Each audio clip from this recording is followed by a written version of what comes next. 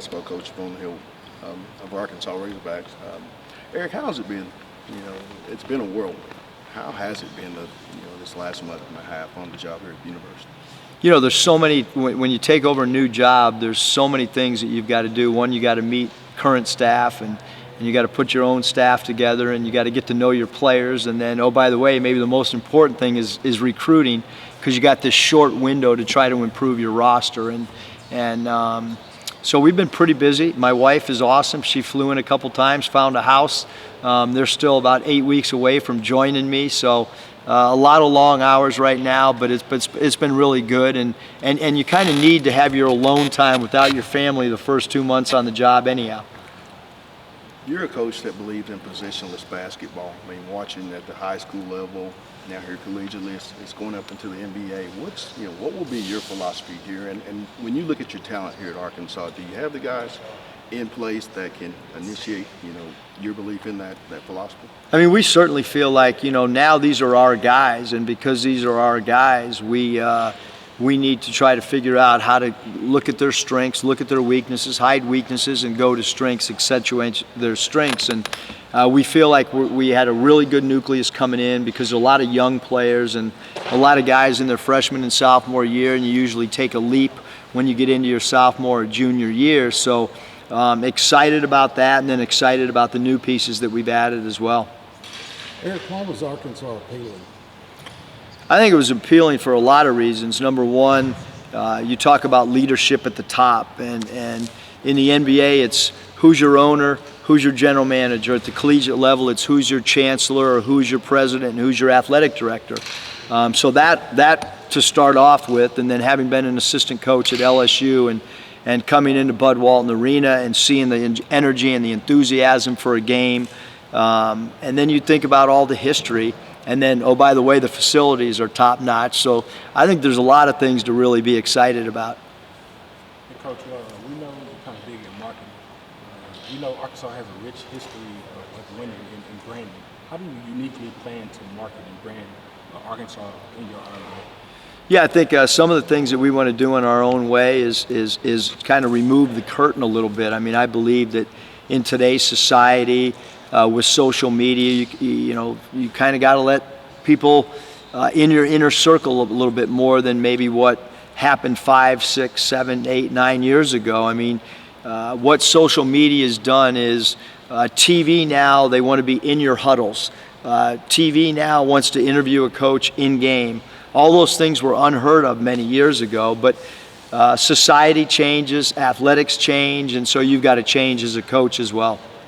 When you look at the way college basketball is, a lot of coaches are getting away from the individual one-on-one, kind of letting their players get with trainers outside of the program and doing more team stuff. You seem to have that type of philosophy. Is that something that you think more coaches will go to in the future? I just want our guys to get as good as they possibly can. So if it means an outside trainer, let it be. But certainly we want to pride ourselves on our own player development. But I do think like high school guys have their own trainers now, and my son's got his own trainer. He doesn't want to work with me, but he's got his own guy. So that's just, you kind of got to roll with it. How much of your job now is teaching, not just the players that you inherit and things like that, but also teaching the fans about the Eric Musselman style and what you want to do? I think certainly you want to educate your fan base on who your team is and what style you're trying to portray. And for us, we're going to have a new coaching staff, so we have to teach our players. We got to teach our coaching staff, and you want to have an identity. You want to have a brand. You want to have a style that people can look at your team and say, that's the Arkansas Razorbacks. And you don't want to be inconsistent in your play. And those are some of the things that we're going to talk to our team about as well from now until we get into November. So, Coach, I know you have a big variety of background in basketball operations and also coaching. What makes you different when coming to Arkansas from any other coach in the SEC? Other than Coach Cal, nobody else has coached in the NBA. And then having been a coach of 2 NBA franchises and having been an NBA assistant coach, I have a different, unique perspective on how I look at the whole operation or the whole corporation or whatever you want to call it. Everybody's got their own way. There's no right, there's no wrong way. But you got to get your players to buy in. That's what you have to do, no matter what system, no matter what style, no matter what your beliefs are. And so we certainly hope to do that. And some of the things that we do that's unique is I called a couple players last night and ran by 2 assistant coaches' bios and what their background was like and said, hey, person A or person B, what do you think? And both guys were more than willing to give their input on what they felt they wanted and what our team wanted as far as a profile of an assistant coach. Look at all the big-time coaches in the SEC. I believe 10 made the NCAA tournament that are coaching in the conference this year. You've had experiences against the Phil Jacksons of the world. How excited are you, Eric, to be able to go against this caliber of coaching once the season rolls around? Yeah, I don't think, one of the things that was really, really enticing about the job is, okay, now you're going to go coach in a league that's as good as any league in the entire country. And you're going to go coach against guys that are really experienced in the college game and have a tremendous amount of success. But having said that, I have been on a sideline and looked down at Pat Riley and looked down at Phil Jackson. So I'm not going to be intimidated by another coach that's standing down the sideline at all, because I've coached against the greatest games in the world. And so, but it's difficult for sure, and we have a tremendous amount of respect for all the coaches in the league, and that's one of the things that as a whole the athletic directors and administrators have done an incredible job, and the league office of, the brand of coaching right now in this league's at an all-time high. Everybody has a motto they like to go by. Yours is pace with space. To all prospective recruits, explain what pace with space, is to Eric Musselman.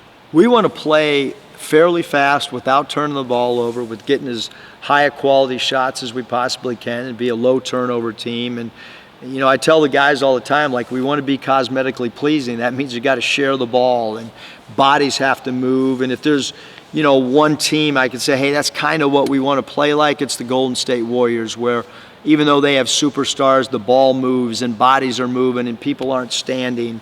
But then you got to also be really good executing down the stretch the last 2 minutes of games. It's been a long day. You've done a lot of interviews. You've done the Spanish station and things like that. Is there any question nobody has asked you that you've been surprised hasn't been asked? I don't think so. I think the media has done an incredible job today of asking me everything possible that a coach could be asked. I have one final question. You talked to Coach Mike Neighbors yesterday about analytics, and I know you're an organization about NBA guys, so I know you're big on analytics. How do you incorporate your analytics with your coaching style? Well, I think for us, analytically, you can never get too complicated. You can never take these numbers and convolute them where your players don't understand what you're talking about. So what we're going to do is, and I've already had a couple individual meetings with players, but we want our guys to see their statistics, and then how do we get them to have a career year all the way down the line, from free throw percentage to three-point percentage, three-pointers made. So we're going to give them a lot of individual goals, and we're going to try to project where a guy can be towards the end of the year, and then it's his job during this off season between now and November 6th or 7th, whatever it is, to really take that plan, implement it, take pride in it, because they're going to have to do a lot of stuff on their own. They're going to have to self-coach themselves, because due to the NCAA rules, we only have a certain amount of time over an 8-week time frame that we can really get our hands on guys and work with them. Last question I have, Coach. Arkansas is one of the younger teams in college basketball last year. Having the workouts that you've had with the young men, assess the talent on this basketball team, and how, what are some strengths and weaknesses that you guys will be working on? I think the strengths are guys are excited. With youth, you have excitement. We have some shooters that can really stroke the basketball. And then I'd say a weakness is lack of experience and lack of size.